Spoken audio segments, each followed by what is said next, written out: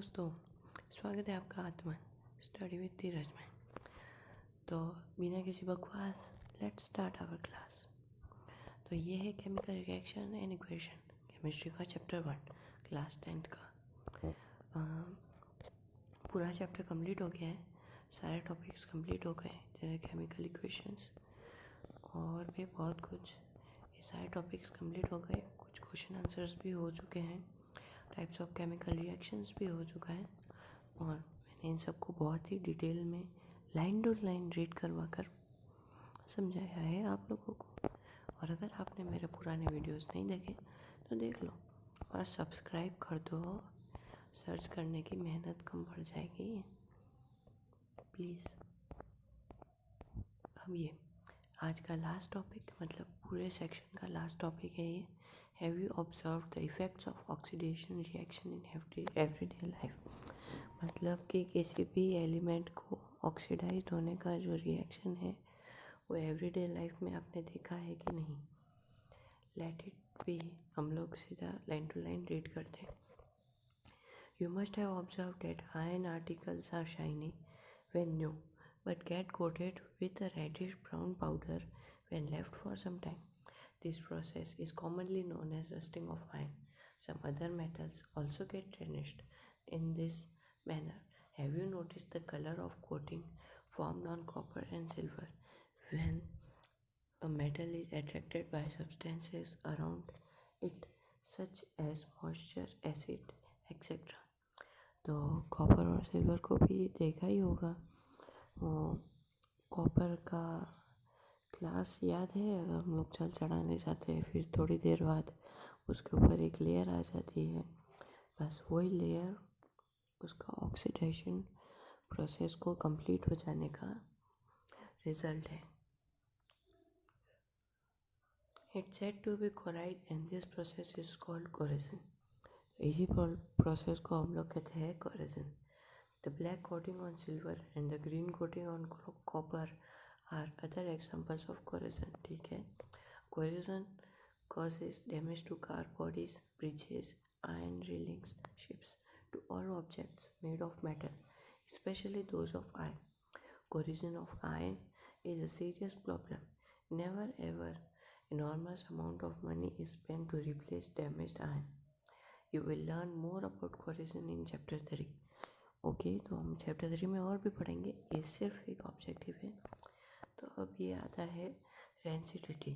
Have you ever tasted or smelled the fat oil containing food materials left for a long time? When fats and oils are oxidized, they become rancid and their smells and taste change.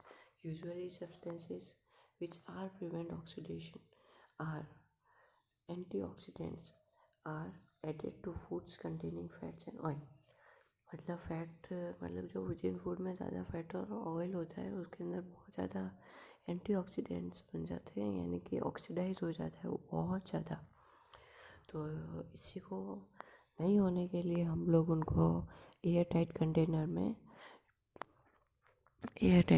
में रखते हैं ताकि oxidation का process कम हो जाए। तो अब ये है कुछ क्वेश्चंस और इसके बाद क्वेश्चंस को बाद में सॉल्व करेंगे। पहले ये देख लेते हैं कि what we have learn. A complete chemical equation represent the reactant product and their physical state symbolically. हाँ, ये पता है हमको कि अगर कोई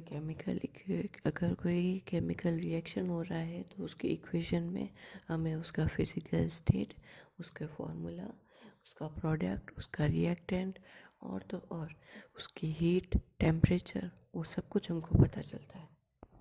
at the spot atmospheric pressure भी।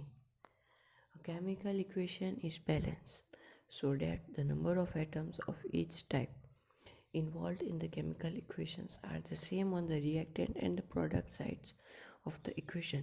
Equation हर बार बैलेंस्ड होनी चाहिए।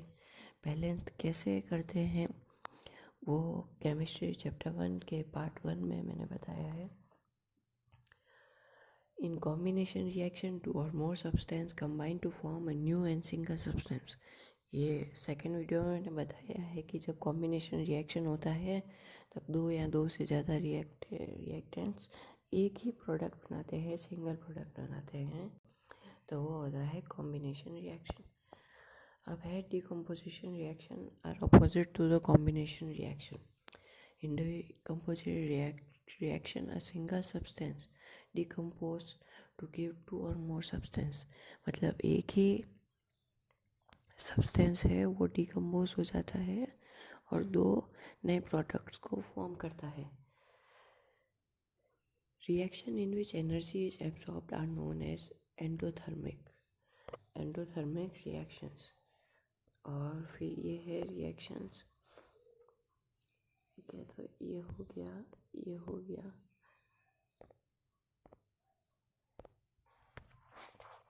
तो फिर ये reaction in which energy is absorbed are known as endothermic reactions. ठीक है. अभी reaction in which heat is given out along with the products are called exothermic. ठीक है, exothermic reactions. अभी when an element displaces another element from its compound, a displacement reaction occurs. Two different atoms or a group of atoms ions are exchanged in double displacement reaction.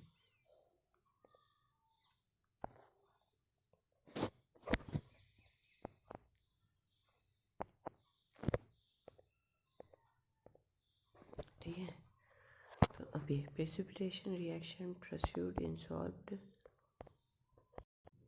Okay, तो ये है precipitation reaction pursued in soluble salt. Reaction also involve the gain or loss of oxygen or hydrogen by substances. Oxidation is the gain of oxygen or loss of hydrogen. Reduction is the loss of oxygen or gain of hydrogen. तो अभी आ गई है NCERT exercise. इसको देख के दिल घबराया हो, कोई बात नहीं, आत्मन है ना. तो चलो अभी इन एक्सरसाइज को भी सॉल्व कर देते हैं. तो ठीक है, अभी ये आ गया है तो अभी ये NCERT सॉल्यूशंस नहीं है, बुक के पहले में जो सॉल्यूशंस क्वेश्चंस थे उनके ये आंसर्स हैं. तो लेट इट बी. इसमें फर्स्ट वाला सॉल्व करते हैं. Why does the colour of copper sulphate solution change when an iron nail is dipped in it. ये बहुत ही अच्छे से बताया मैंने, इसको मेरे सेकेंड वीडियो में बहुत ही अच्छे से समझाया है. Chemistry chapter 1 class 10 part 2.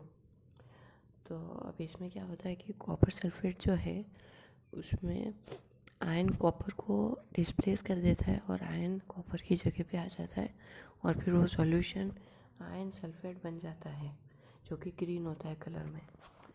तो चलो अब थोड़ी सी रटमितिया भी देख लेते हैं, समझ तो आ ही गया होगा. When an iron nail is placed in a copper sulfate solution, iron displace copper from. When an iron nail is placed in copper sulfate solution, iron displace copper from copper sulfate solution, which is green in color. तो हमको पता है कि Fe का मतलब ion होता है, CuSO4 का मतलब कॉपर सल्फेट होता है, जो कि बाद में चेंज हो जाता है आयन सल्फेट में और कॉपर बेचारा अलग रह जाता है. तो therefore the blue color of the copper sulfate solution fades and green color appears.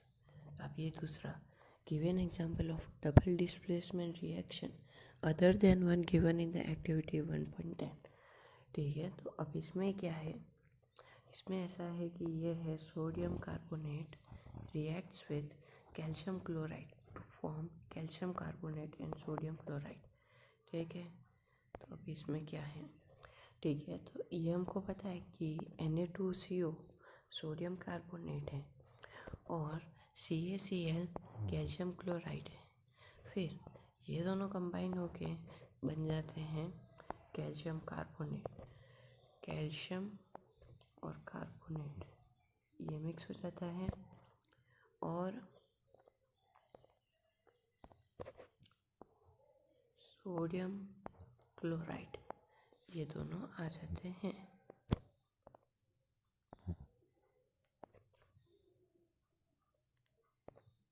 ठीक है ना, तो सोडियम और क्लोराइड दोनों एक्सचेंज हो जाते हैं।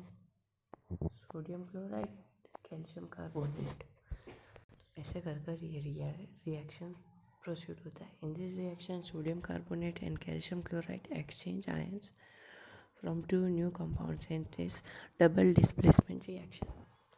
अब आता है question number 3, identify the substance that are oxidise and the substance that are reduced in the following reaction.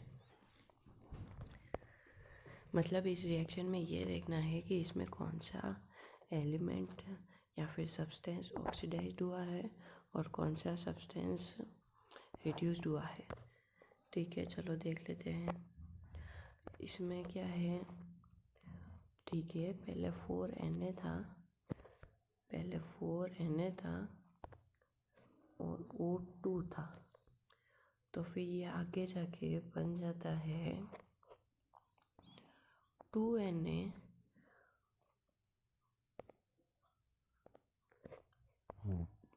ये बन जाता है 2Na2O। तो यहाँ पर क्या हुआ है, यहाँ पर सोडियम जो है वो ऑक्सीडाइज्ड हुआ है और उसने ऑक्सीजन को गेन किया है, जबकि ऑक्सीजन रिड्यूस्ड हो गया है। अब ये दूसरा एक और है, इसमें क्या हो रहा है, इसमें कुछ ऐसा हो रहा है कि ये है कॉपर विथ ऑक्सीजन। क्या होता है इसे, copper oxide.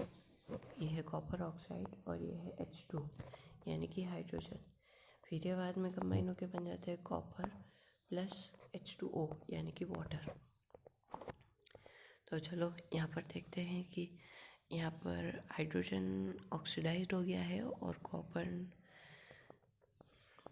Copper oxide is reduced to copper while oxygen gets oxide. अब बारी आ जाती है एक्सरसाइज क्वेश्चंस।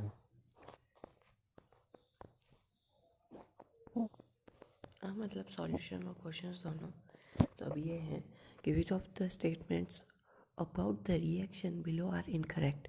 एग्ज़ाम में बहुत बार इनकरेक्ट हम लोग इनको भूल जाते हैं और सिर्फ करेक्ट देख लेते हैं, तो ऐसा नहीं करना है, पूरा क्वेश्चन ध्यान से पढ़ना। तो अब इसमें इनकरेक्ट कौन सा है, इसमें lead is getting reduced, carbon dioxide is getting oxide, carbon is getting oxide, या फिर lead oxide is getting reduced. तो इसका राइट आंसर है ए, लीड इज़ रिड्यूस्ड, और B, carbon dioxide is getting oxide. ठीक है, अब ये सेकंड क्वेश्चन, ये है the above reaction is an example of what. तो यहाँ पर तो यहाँ पर मैं ये देख सकता हूँ कि यहाँ पर आयन ऑक्साइड है जो कि बाद में जाके आयन बन जाता है, और यहाँ पर एल्यूमिनियम है जो कि बाद में जाकर एल्यूमिनियम ऑक्साइड बन जाता है। तो इसमें डिस्प्लेसमेंट रिएक्शन है ये। अब ये question number 3, what happens when the dilute hydrochloric acid is added to iron fillings, tick the correct answer. तो इसमें क्या होता है कि hydrogen gas and iron chloride are produce, chlorine gas and iron hydro oxide are produced, no reaction take place.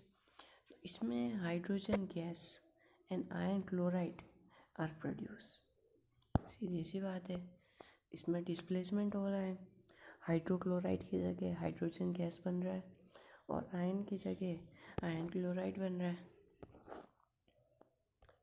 अभी ये what is the balanced chemical equation, what should chemical equation should be balanced.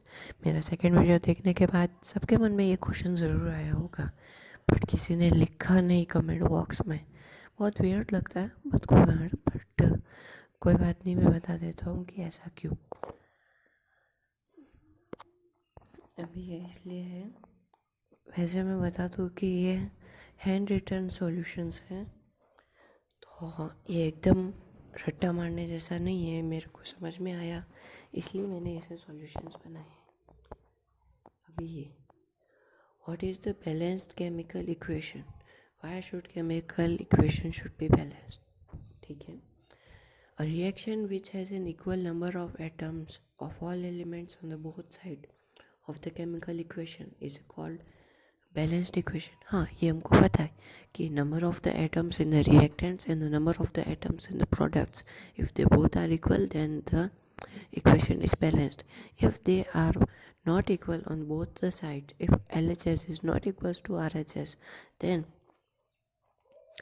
the equation is not balanced.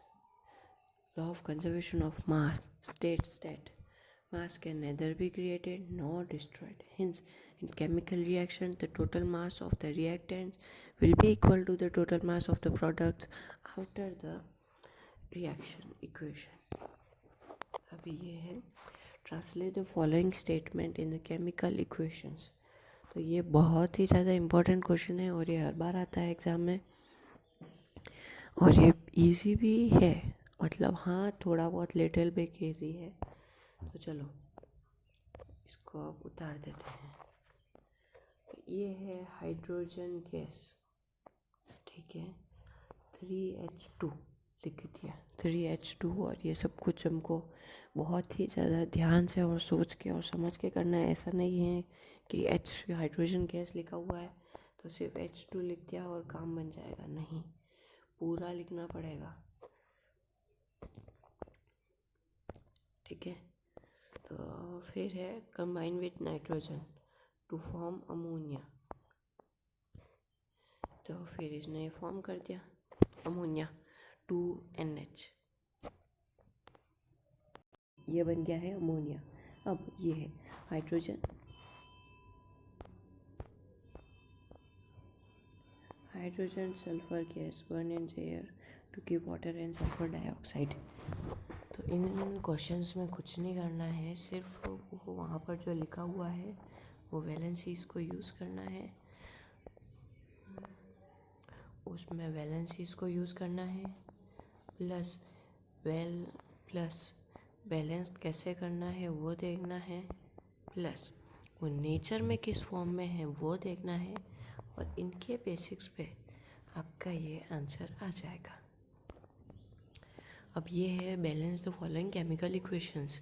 तो इसमें मैंने पहले भी बताया था कि अगर यहाँ पर NO2 है और यहाँ पर सिंगल N है तो ज़्यादा, तो फिर दोनों को इंटू कर दो. तो फिर ये वाला 2 इसके बाहर आ जाएगा. तो फिर ये वाला 2 इसके बाहर आ जाएगा. यस, एज इट इज़ यहाँ पर भी हुआ है, एज इट इज़ यहाँ पर भी हुआ है NO2. तो ऐसा ही सब में भी करना है, इसमें कोई बड़ी बात नहीं है. अब ये right the balanced chemical equations for the following reactions. ये हमारा तब आएगा क्वेश्चन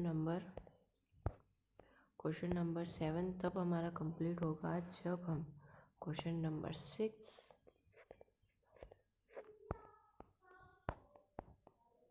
और क्वेश्चन नंबर 5 को कोलाइड कर देंगे. तो क्योंकि इसमें हमको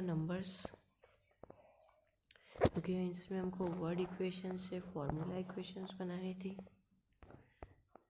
और इसमें हमको इक्वेशंस को बैलेंस्ड करना था.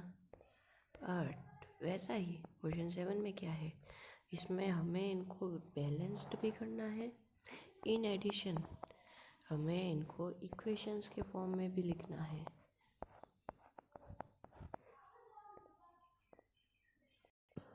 अब बारी आ जाती है इसकी. यह है बैलेंस्ड केमिकल इक्वेशंस. हमें जो भी लिखा हुआ है उस सबको इक्वेशंस में डालना है और बताना है कि ये फिर क्या है. तो अगर मैं एक को सॉल्व करके बताऊँगा तो फिर ये बहुत बड़ा हो जाएगा. मैं सिर्फ इस एक को सॉल्व करके बता रहा हूँ, फिर बाकी का बाद में देख लेते रहते. और भी नहीं समझ में आए तो कमेंट में लिख देना, मैं इसके ऊपर एक सेपरेट वीडियो बना दूँगा क्योंकि ये लंबा बहुत है और बहुत ज़्यादा टाइम कंज्यूम करेगा. तो फिर ये है पोटेशियम ब्रोमाइड. ऐसा सॉल्यूशन करने के लिए आपको पीरियोडिक टेबल लर्न होनी चाहिए और तो और उनकी वैलेंसीज फाइंड करना आना चाहिए और ये आपको पता होना चाहिए कि वो नेचर में किस फॉर्म में है. तो ये है पोटेशियम ब्रोमाइड और फिर ये है बेरियम आयोडीन. Barium iodine. तो फिर ये चेंज हो जाता है पोटेशियम आयोडीन में और बेरियम ब्रोमाइड में। तो फिर ये है डबल डिस्प्लेसमेंट रिएक्शन। ठीक है, तो इसमें कुछ भी नहीं है, जो सब कुछ यहाँ पर लिखा हुआ है उसको सबसे पहले यहाँ पर उतार दो और फिर देखो कि इसमें क्या चेंज हो रहा है, क्या इक्वेशन ये हमको बताने का ट्राई कर रहा है। पता चल गया, ये बता रहा है डबल डिस्प्लेसमेंट रिएक्शन, तो बस वो लिख दो और ये आपका आंसर आ जाएगा। अब ये what does one mean by exothermic and endothermic reaction, given example. तो हमको पता है कि एक्सोथर्मिक रिएक्शंस कौन से होते हैं। एक्सोथर्मिक रिएक्शंस वो रिएक्शंस होते हैं जिसमें एनर्जी जो है वो किसी ना किसी के फॉर्म में रिलीज़ होती है, जैसे कि हीट, लाइट या फिर साउंड के एनर्जी के फॉर्म में अगर कुछ रिलीज़ होगा तो फिर वो होगा एक्सोथर्मिक रिएक्शन। जैसे कि यहाँ पर ये Na है, सोडियम है और ये हाफ क्लोर है। तो इसमें क्या है कि ये क्लोरीन फिर ये सोडियम क्लोराइड बना देता है और सोडियम क्लोराइड में प्लस ये 411 किलो जूल की एनर्जी भी प्रोड्यूस कर रहा है। तो ये सिर्फ रिएक्शन ही नहीं कर रहा बल्कि sodium plus half of chlorine, तो ये बना देता है सोडियम क्लोराइड। और सिर्फ सोडियम क्लोराइड ही नहीं, ये बहुत ही इम्पोर्टेंट चीज़ एनर्जी को भी ट्रांसफ़र कर रहा है। In other words combination reaction are exothermic. और एंडोथर्मिक वो होते हैं जिनको किसी एनर्जी की रिक्वायरमेंट होती है, जैसे फोटोसिंथेसिस में प्लांट्स सनलाइट को एब्जॉर्ब कर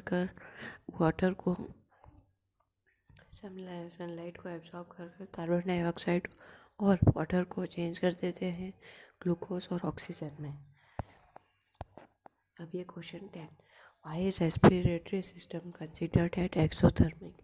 एक्सोथर्मिक ये इसलिए है क्योंकि इसमें रिएक्शन से पहले कोई एनर्जी ज़रूरत नहीं होती, जबकि ये ग्लूकोज प्लस ऑक्सीजन कंबाइन हो जाने के बाद ये बना देता है carbon dioxide, water plus energy. तो इसमें एनर्जी प्रोडक्ट्स में, ना ही तो रिएक्टेंट में। अगर रिएक्टेंट वाली साइड में होती तो फिर ये एंडोथर्मिक होता, बट नहीं, ये एक्सोथर्मिक है क्योंकि इसमें इस जगह पर है, वो जो प्रोडक्ट्स में है। What are decomposition reaction called the opposite of combination reaction? Write equation and these reactants. तो इसका आंसर सीधा पढ़ने के बाद में पता चल जाएगा। तो decomposition reaction are those in which a compound breaks down to form two or more substance. This reaction requires a source of energy to proceed. ठीक है, तो देखो अब डिकम्पोजिशन रिएक्शन में क्या होता है। इसमें क्या होता है कि मान लो कि ए बी करके कोई एलिमेंट है, अगर उसमें मैं एनर्जी को प्लस करूँगा तो फिर वो डिवाइड हो जाएगा, ए प्लस बी हो जाएगा। ठीक है, तो वैसा ही यहाँ पर भी हो रहा है। डिकम्पोजिशन रिएक्शन में क्या होता है, जैसे कि ये है 2H2O और फिर अगर मैं इसमें इलेक्ट्रोलाइसिस करूँगा तो फिर हाइड्रोजन और ऑक्सीजन दोनों ही अलग अलग हो जाएंगे। इन एडिशन कॉम्बिनेशन रिएक्शन में क्या होता है कि अगर ए प्लस बी है तो फिर वो बाद में ट्रांसफ़र होकर बन जाते हैं ए बी प्लस एनर्जी, मतलब इसका जस्ट अपोजिट, एकदम अपोजिट। तो अब ये question number 12, write one equation each of decomposition reaction and where energy is supplied in the form of heat, light and electricity. Okay, तो इसमें हमको एक इक्वेशन लिखनी है जिसमें एनर्जी सप्लाइड होती है या तो हीट में या लाइट में या इलेक्ट्रिसिटी में। तो एक है थर्मल डिकम्पोजिशन। अब इसमें क्या होता है कि Fe है, फिर ये सल्फेट प्लस इसमें कोई एनर्जी दे दी हमने, फिर ये चेंज हो जाएगा, फिर ये oxide plus sulphur dioxide plus sulphur trioxide. ठीक है, तो फिर ये सल्फर में अगर हम लोग एनर्जी देंगे तो ये एनर्जी बट है कौन सी, हमें उसके देखो ये वाली एनर्जी है हीट की। हाँ, हीट ही। हाँ, नहीं पता चल रहा बट ये इसको देख लो, इसका मतलब होता है हीट। इस वाले का वो फायर जैसा लग रहा है तो वो हीट ही है। तो अब ये डिकम्पोजिशन बाय लाइट, और यहाँ पर थर्मल डिकम्पोजिशन लिखा हुआ था, डिकम्पोजिशन बाय लाइट। तो इसमें है सिल्वर क्लोराइड, ये है सिल्वर क्लोराइड। अगर इसको लाइट देंगे तो फिर ये बन जाएगा सिल्वर और क्लोराइड, इसमें अलग अलग हो जाएंगे। और फिर ये है decomposition, aluminium oxide plus electricity, तो फिर एल्यूमिनियम और ऑक्सीजन दोनों ही अलग अलग हो जाएंगे। अभी ये what is the difference between displacement and double displacement reaction, right equation for this. तो इसमें डिफरेंशिएट के बहुत सारे क्वेश्चन है, तो इनको बहुत ही ध्यान से सुनना है क्योंकि मैंने तो काम आसान बना दिया, याद करने की ज़रूरत नहीं है। In a displacement reaction, a more reactive element replace a less reactive element from a compound. जैसे अगर A plus BX है तो फिर वो AX plus B हो जाएगा, where A is more reactive than B, तो फिर B A को replace कर देगा। In double displacement reaction, two atoms or group of atoms switch places to form a new element. जैसे AB plus CD है तो फिर वो AD plus CB हो जाएगा। फॉर एग्ज़ाम्पल, अब इसमें रियल लाइफ एग्जांपल्स हैं, तो इसमें देख लेते हैं कि ये है कॉपर, क्या हो सकता है, SO4 कॉपर सल्फेट हो सकता है। और फिर ये है जिंक, तो फिर ये जिंक सल्फेट और कॉपर अलग अलग हो जाता है, ठीक है। और फिर यहाँ पे क्या है, सोडियम,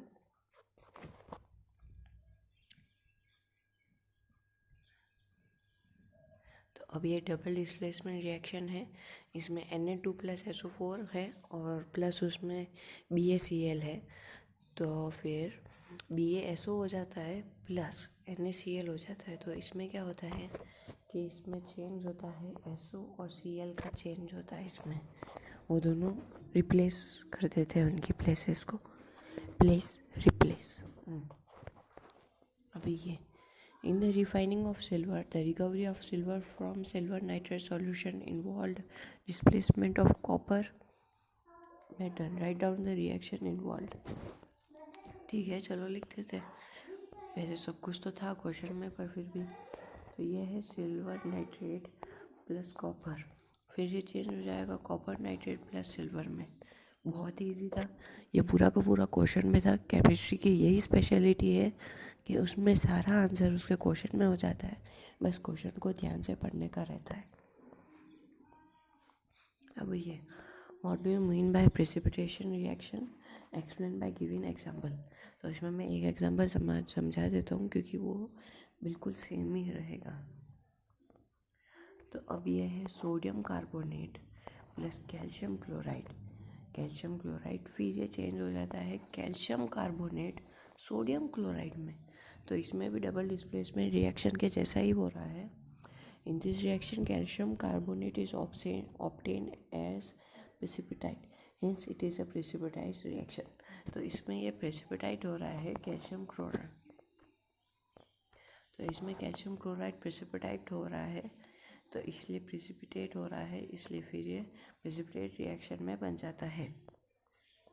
अब मेरा वीडियो तो दूसरा पार्ट 2 केमिस्ट्री चैप्टर 1 पार्ट 2 तो देखा ही नहीं होगा, तो पता ही नहीं आपको प्रेसिपिटेट क्या होता है। कोई बात नहीं, मैं अभी बता देता हूँ। प्रेसिपिटेट वो होता है जब रिएक्शन के टाइम पर कोई सॉलिड पार्टिकल्स फॉर्म होते हैं तो उनको प्रेसिपिटेट कहते हैं, और उसी प्रेसिपिटेट से एक टर्म निकली है जिसको कहते हैं हम प्रेसिपिटेशन। अभी है question number 16, explain the following in terms of gain or loss of oxygen with 2 examples of which. Oxidation में ये एग्जाम्पल है ऑक्सीडेशन का, जिसके अंदर CO2 प्लस H2, तो यहाँ पर क्या हो रहा है, यहाँ पर एडिशन हो रहा है ऑक्सीजन का हाइड्रोजन का ऑक्सीडेशन हो रहा है, और फिर वो H2O में बदल जाता है, ठीक है। और फिर ये है गेन ऑफ ऑक्सीजन ऑक्सीडेशन, तो यहाँ पर 2Cu प्लस O2 था, तो फिर ये 2CuO हो गया।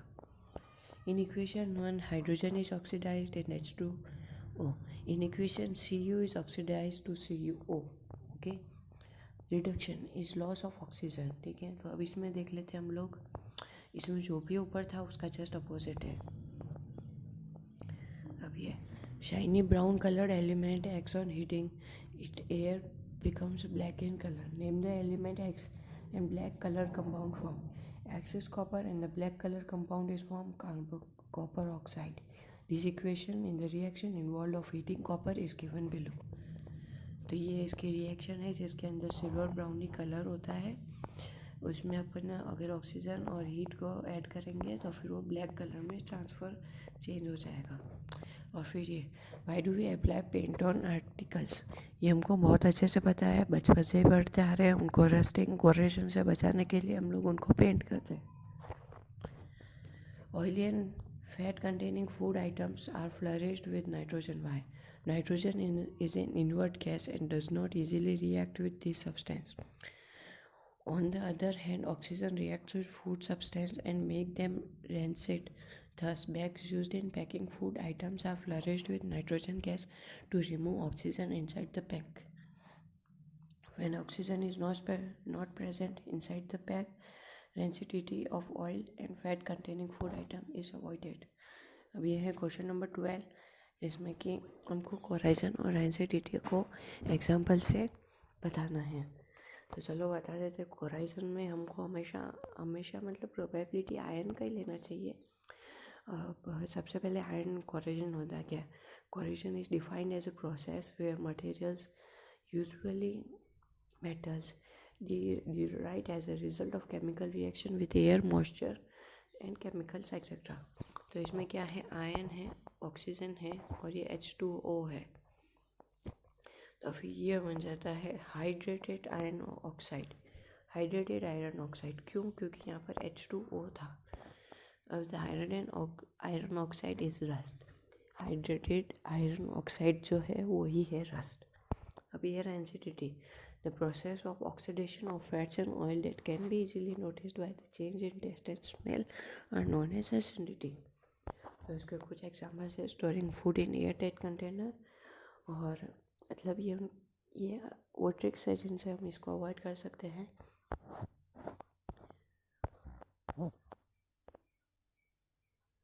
तो अब केमिस्ट्री का चैप्टर 1 पूरी तरह से कंप्लीट हो गया है। अगर कमेंट करोगे तो फिर मैं इसका एक वन शॉट बना दूंगा जिसमें